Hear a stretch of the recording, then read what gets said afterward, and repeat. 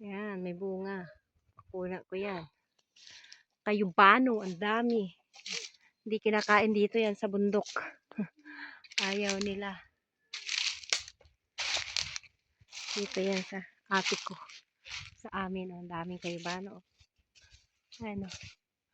Yan, papipitas ko nga. Kasi hindi nila kinakain, pinababayaan lang. Ayan pa, oh. Ayun. Ayan, oh.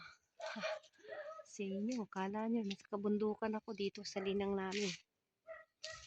Nasa linang namin, dito sa malayong Sanyugan. Ayun.